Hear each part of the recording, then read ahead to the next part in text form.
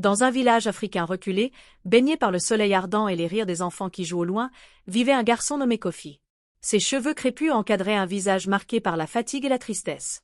Orphelin de mère depuis qu'il avait 7 ans, il vivait avec son père et sa belle-mère, Afia, dans une petite case faite de boue et de chaume. Le père de Kofi travaillait dans les champs toute la journée, laissant Kofi sous la surveillance d'Afia, une femme sévère et froide, dont le cœur semblait s'être figé depuis la mort de sa propre mère. Kofi se souvenait encore du parfum de sa mère, du sourire qui illuminait ses matins et de la chaleur de ses bras lorsqu'il pleurait.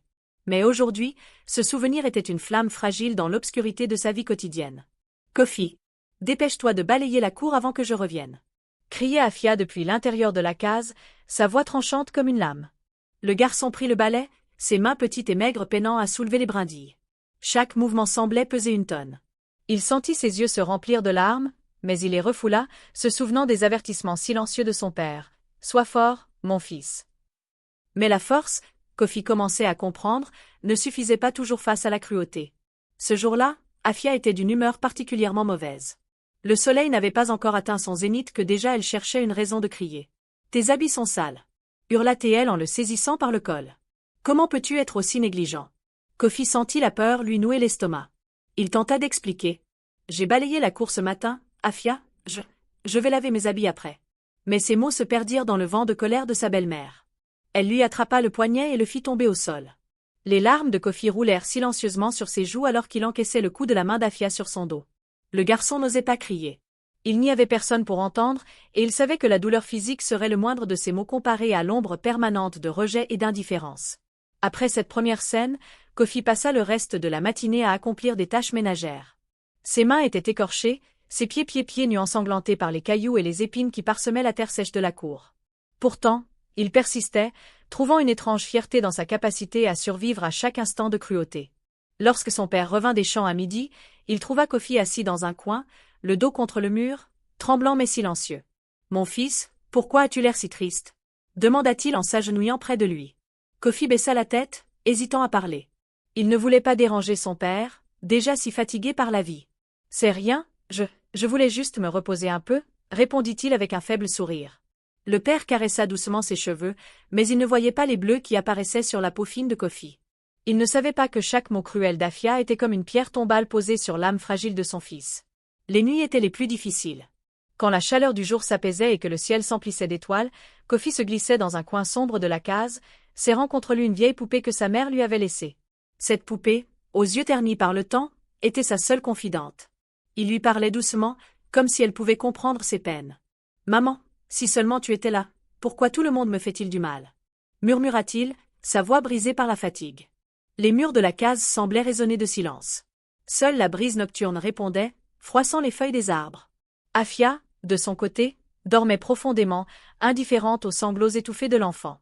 Son cœur était verrouillé par la rancune et l'amertume, et chaque jour, elle trouvait une nouvelle façon de punir Kofi pour des fautes imaginaires. Un soir, après avoir renversé accidentellement un seau d'eau, Kofi fut confronté à une rage sans limite. « Tu es un incapable » hurla Afia, les yeux brillants de colère. « Comment peux-tu être si stupide ?» Kofi recula, terrifié, sentant son souffle se couper. « Je suis désolé, je ne voulais pas » balbutia-t-il. Mais les mots étaient inutiles. Afia s'avança vers lui, brandissant une corde que son père utilisait parfois pour attacher les chèvres. Le garçon recula, trébuchant sur la terre sèche.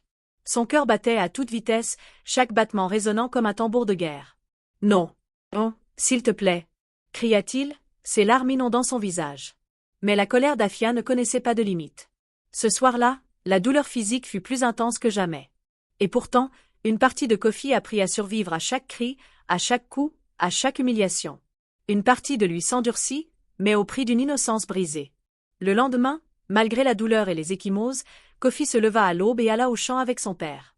Il savait que la vie ne pouvait pas attendre, même quand elle semblait vouloir l'écraser. Il regardait le soleil se lever sur les champs de maïs et de manioc, essayant de trouver un peu de beauté dans la nature, un peu de réconfort dans le chant des oiseaux.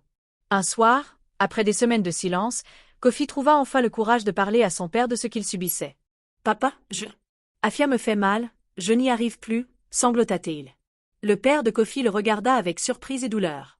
Il s'agenouilla, serrant son fils contre lui. « Oh, mon fils, je suis désolé de ne pas avoir vu, je vais faire quelque chose, je te le promets. » Mais la promesse, si sincère soit-elle, ne pouvait effacer les semaines de peur, de douleur et de solitude. Kofi savait que le chemin serait long et que la confiance ne se rétablirait pas facilement.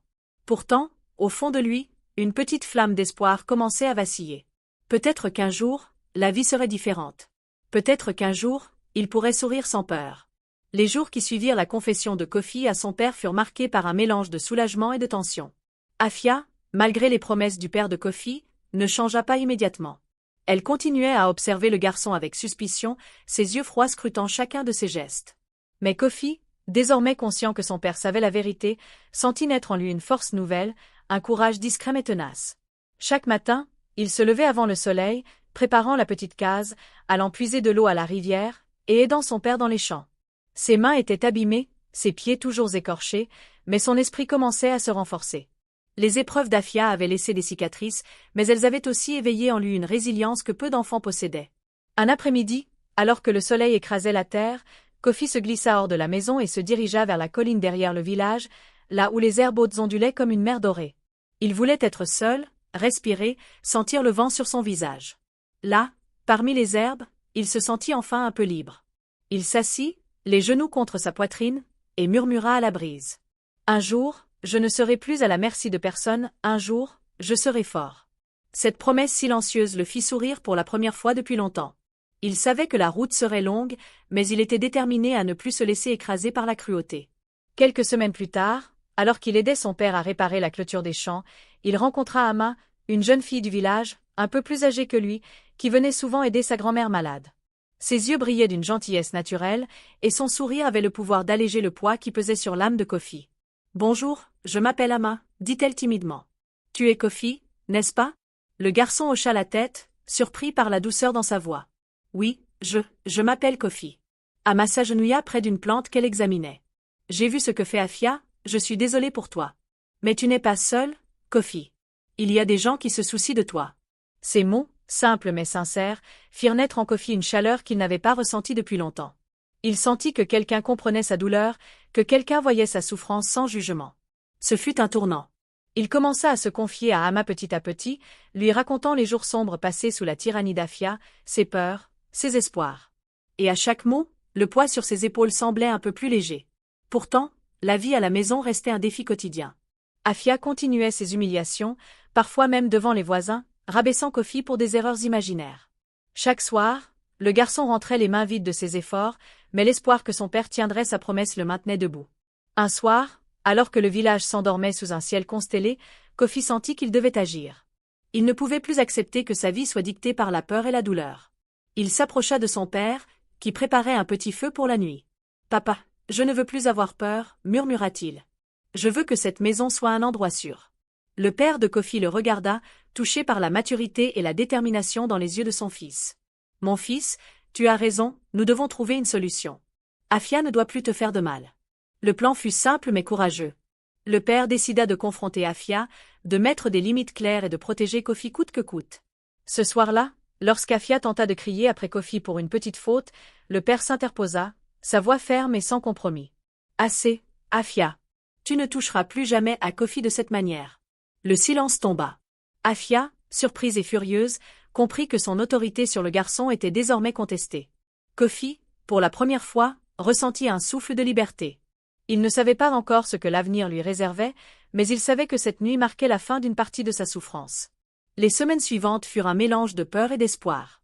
Afia, bien qu'encore présente, semblait moins agressive, comme si la confrontation avec le père avait éteint une partie de sa rage. Kofi, de son côté, continua de se renforcer, travaillant dans les champs, aidant son père et passant du temps avec Ama. Chaque sourire d'Ama, chaque mot d'encouragement, faisait pousser en lui une confiance nouvelle. Un après-midi, alors que Kofi et Ama ramassaient des fruits dans la forêt, une dispute éclata entre deux garçons du village. Ama se retrouva bousculé, et Kofi, sans réfléchir, intervint. Il sentit la colère monter en lui, mais cette fois, elle ne fut pas dirigée contre lui-même. Il défendit Ama avec courage, et les garçons s'éloignèrent, surpris par sa détermination. Ce petit acte de bravoure fut un symbole, Kofi commençait à reprendre le contrôle de sa vie. Le soir venu, autour du feu, Kofi raconta l'incident à son père. « Je l'ai fait, je n'ai pas eu peur, papa. » Le père de Kofi le regarda avec fierté. « Mon fils, tu deviens un jeune homme. Je suis fier de toi.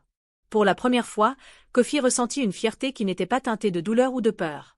Il commença à rêver à un futur différent, à une vie où il pourrait être libre, heureux et aimé pour ce qu'il était. Mais la vie, comme toujours, garde ses épreuves. Un jour, Afia, incapable de supporter la perte de contrôle, décida de partir du village, laissant derrière elle un mélange de colère et de soulagement. Kofi, malgré la douleur et les cicatrices, sentit que cette absence ouvrait une nouvelle page dans sa vie. Il avait survécu à l'ombre, et désormais, il pouvait envisager la lumière. Dans les semaines qui suivirent, Kofi et son père réaménagèrent la maison. Les murs furent renforcés, la cour nettoyée, et un petit jardin fut planté. Kofi passait ses journées à apprendre, à jouer, à rêver. Et Ama était toujours là, amie fidèle et confidente. Un soir, alors que le vent soufflait doucement sur le village et que les étoiles illuminaient le ciel, Kofi prit la poupée de sa mère entre ses mains et murmura. « Maman, regarde-moi, je suis toujours là, j'ai survécu, et je vais continuer à me battre. » Il sentit une paix nouvelle l'envahir. Les souvenirs douloureux resteraient, bien sûr, mais ils ne définiraient plus sa vie. Kofi savait maintenant que le courage ne réside pas seulement dans la force physique, mais dans la persévérance, dans la capacité à continuer malgré la douleur, et dans l'amour et le soutien des autres. Au fil des mois, Kofi grandit en force et en sagesse. Il aidait son père, apprenait à lire et à écrire avec Ama, et participait activement à la vie du village. Chaque sourire, chaque rire, chaque moment de bonheur était une victoire sur l'ombre qui avait longtemps gouverné sa vie. Et un jour, en regardant le soleil se lever sur les champs dorés, Kofi sut qu'il n'était plus seulement un garçon torturé et seul. Il était un survivant, un jeune homme capable de rêver, d'aimer et de créer son propre destin. Rejoins l'aventure avec IA Story. Plonge dans des histoires émouvantes, intenses et captivantes. Chaque vidéo te transporte dans un monde où les émotions prennent vie et où chaque personnage te touche au cœur. Abonne-toi maintenant et active la cloche pour ne manquer aucune histoire incroyable. Laisse-toi emporter par des récits uniques, inspire-toi et découvre la puissance des histoires racontées autrement. Abonne-toi à IA Story et deviens un explorateur d'émotions.